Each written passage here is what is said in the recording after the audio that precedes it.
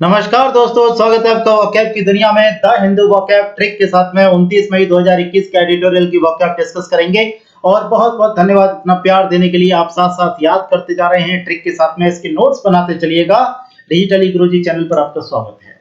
आज का word of the day है डिलिंक्वेंसी। डिलिंक्वेंसी डिलिंक्वेंसी डिलिंक्वेंसी डिलिंक्वेंसी एक नाउन है।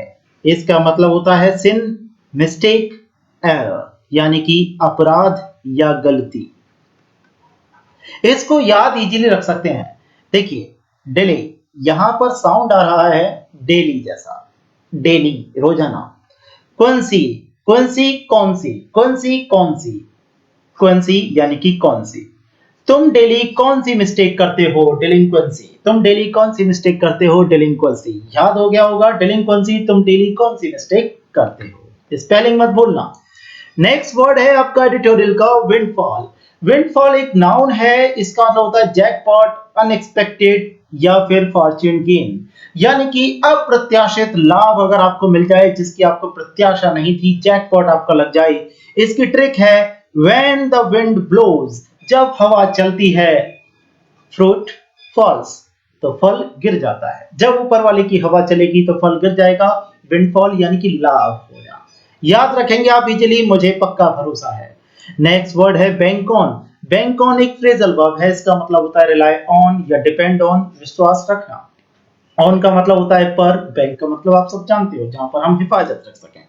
सरप्लस, इसका मतलब होता है एक्सेस, अतिरिक्त या अत्यधिक या अधिक। इसको याद रख सकते हैं। सर में साउंड आ रहा है ये वाला सर का, और प्लस में साउंड आ रहा है प्लस यानी कि अधिक। तो सर प्लस सर बराबर एक्स्ट्रा सर। इसको आप याद रख सकते हो, सरप्लस यानी कि डबल सर, अत्यधिक। नेक्स्ट वर्ड है आपका फेरोसस। फेरोसस का मतलब होता है खूंखार, उग्र, पावरफुल, एक्सट्रीम, रूथलेस या ब्रूटल।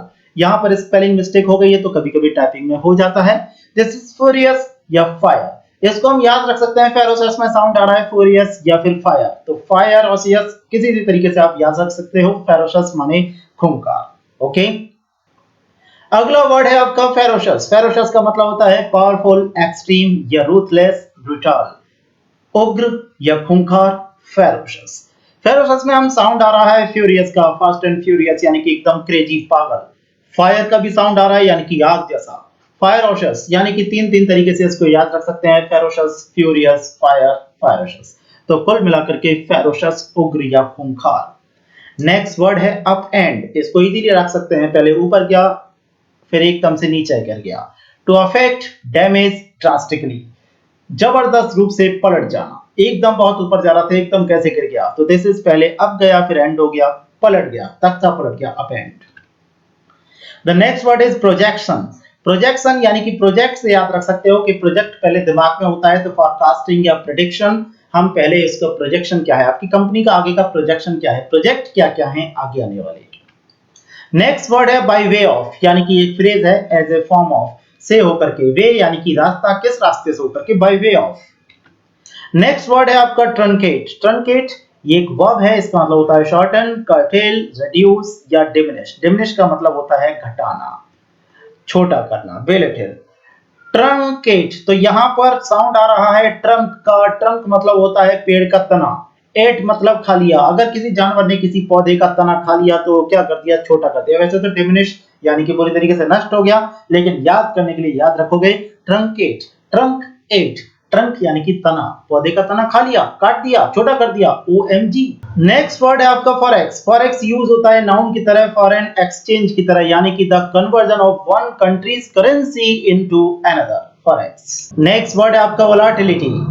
वोलाटिलिटी का मतलब होता है इंस्टेबिलिटी या अनप्रेडिक्टेबिलिटी, तो this is called volatility, volatile, जिसको हम यूज करते हैं इंस्टेबिलिटी या फिर आपका unpredictable. The next word is mop up. Mop up account for dispatch, finish off, यानी कि निपटा देना, किसी भी काम को समाप्त कर देना, निपटा देना, तो this is mop up. Mop up को आप याद रख सकते हो। मॉप मतलब पोंछा मारना। उसने उसके मुंह पर पोंछा मार दिया, यानी कि बिल्कुल मना कर दिया, साफ साफ उत्तरदायी ठहराना।